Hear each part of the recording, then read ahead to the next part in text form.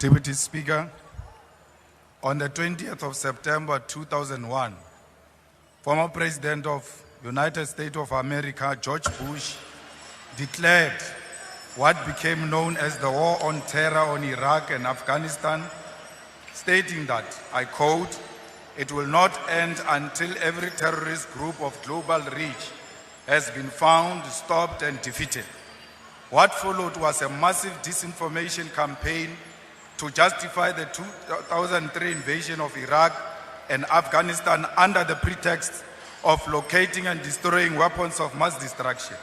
Decades later, no such weapons were ever found. This invasion was about minerals and oil reserves, not weapons of mass destruction. Iraq and Afghanistan have never recovered. Cuba, Libya, Venezuela, and Chile are examples of nations that have suffered from US interventions because of their socialist policies, justified by false intelligence to advance imperialism.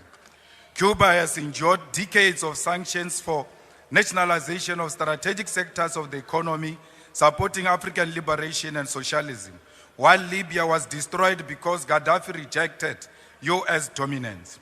We raise these historical facts because history must guide us in everything we do. When Donald Trump declares that, I open quote, "bad things are happening in South Africa," without evidence, we must not assume that the USA is misinformed. Instead, we must question the real intention behind such statement. After Trump's remarks, the US froze foreign aid globally under the pretext of assessing alignment with the policy outlook. For South Africa, this meant PEPFAR funding of HIV/AIDS response was under threat. On 26 February 2025, the freeze became permanent, terminating funding indefinitely. The US aggression towards South Africa is nothing more than Israel's revenge for our moral stance in support of Palestine.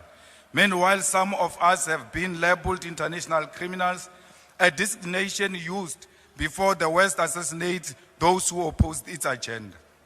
Before invading the nations, the US always fabricates human rights violation to justify intervention. Today, same tactics are being used against South Africa. The growing calls by right-wing groups for foreign funding to establish independent states and to be armed by foreign interests must be recognized as part of a broader plan.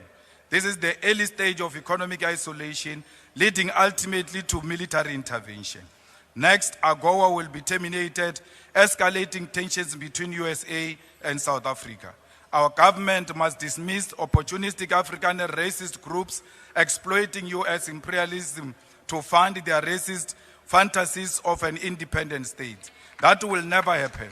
We will expropriate land without compensation, whether they like it or not. If they object, they can seek refuge in America. Deputy Speaker, Trump and the USA are not demonstrating strength. The USA is merely displaying an advanced stage of capitalism, which is imperialism. Trump engages in transactional and manipulative relationships with the world like it is his backyard. The hostility towards South Africa does not come from fraudulent boers spreading disinformation, but from America's imperialist agenda. The USA, home of the world's most sophisticated intelligence agencies, agencies that fabricate evidence to justify the invasion of Afghanistan and Iraq, and orchestrated the assassination of Muammar Gaddafi, Patrice Lumumba, Martin Luther King Jr., and Malcolm X, cannot now claim to be victims of disinformation from a minor racist group based in Orania. The USA has openly embraced the golden age of imperialism, extending its power through threats and the prevention and termination of foreign aid. In response, our government foolishly seeks to explain our policies to a maniacal president, as if the USA were a victim of misinformation. The USA knows exactly what it's doing and why it is doing it. At a Goldman Sachs event of the 27th of February 2025, South Africa President Mr. Cyril Ramaphosa stated, I quote, "Trump got the wrong end of the stick of the country's land policies. I completely reject this notion. The USA, home of Elon Musk's platform, X platform, Jeff Bezos, Amazon, Facebook, Google, Tesla, Starlink, and Silicon Valley, the global hub of data collection, cannot claim to be misinformed. They are the greatest perpetrators of disinformation. The USA is the greatest perpetrator of disinformation. It is now using its own falsehood as justification to attack South Africa. This government refused to acknowledge the real issues. We are being punished for supporting Palestine against apartheid Israel, nothing else. The USA does not believe there is a white genocide or land grabs in South Africa. These lies are useful tools to justify economic aggression and seek to weaken our moral authority to condemn Israel's genocide. Foreign aid has always been a tool for Western imperialism and control. It must end with South Africa. We must expand our trade and strengthen relationship with China, India, Russia, Brazil, and Singapore, while emphasizing African unity. The USA is on a full mission to extort the world into submission, and as a result will become increasingly isolated. Our sovereignty, security, and economic prosperity on rejecting the American Golden Age, a project of imperialism. The world must move forward without the USA if true progress is to be achieved. We are not the puppets of the USA. We will never be bullied by Donald Trump and his friends. South Africa remains an independent state, which is not handled by the USA. The majority of South Africans love their whites. They worship them everywhere they go. Why will they kill them?